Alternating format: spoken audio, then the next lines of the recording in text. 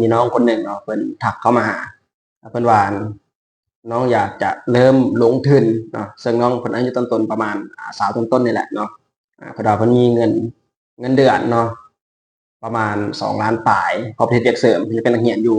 แล้วก็มีรายรับอื่นๆอีกเนาะเติมประมาณอยู่3 ล้านปลายแต่เพิ่นว่าเพิ่นมีเงินเหลือใช้แต่ละเดือนประมาณ4-5แสนต่อเดือน4-5แสนต่อเดือนเนาะหลังจากหักค่าใช้จ่ายซึ่งน้องก็เป็นนักศึกษาใช่ป่ะ 2 ล้านปลาย3 ล้านนี่ถือว่า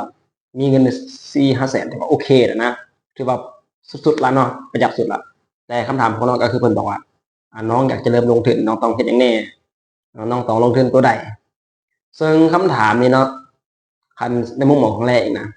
มันก็บ่ได้เป็นคำถามที่ผิดเนาะแต่แค่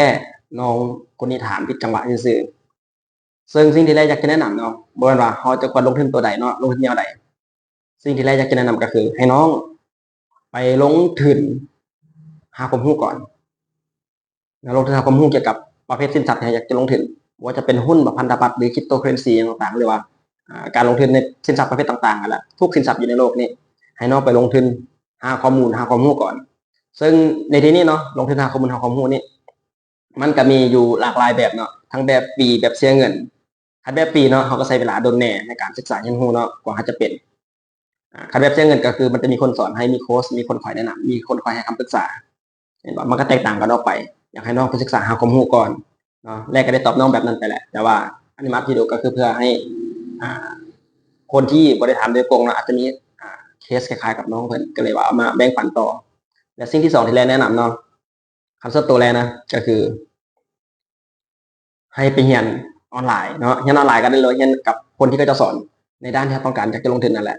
ยิ่งเราอายุอย่างน้อยลงทุนเดือนละเล็กเดือนละน้อยเดือนละ4-5แสนก็ได้ถ้าเทียบกับแรกเนาะตอนนี้ก็อายุ30กว่าละเนาะก็ถือว่าซ่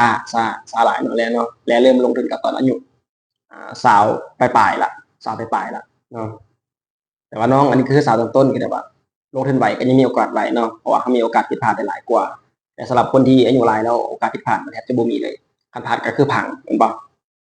ก็แนะนำน้องประมาณนั้นเนาะคือให้ศึกษาหาความรู้ก่อนหลังจากนั้นจึงค่อยคิดว่าเขาจะไปลงทุนยังดีเพราะว่าบางอย่างเนาะ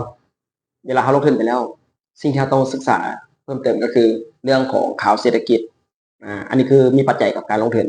เนาะเรื่องของข่าวเกี่ยวกับเหตุการณ์การเมืองบ่พวกสงครามต่างๆเนาะหรือว่าการค้าต่างๆเดี๋ยวสิแนะนำเนาะแนะนำให้ศึกษาหาข้อมูลก่อนหาข้อมูลก่อนแล้วก็ศึกษาข้อมูลการเสพข่าวพวกนี้เนาะที่ว่ามันเกี่ยวข้องกับการลงทุนของเราอันนี้ถือว่าเป็นแนวทางเนาะเป็นแนวทางเพื่อให้น้องเอาไปต่อยอดก็แนะนำน้องประมาณนั้น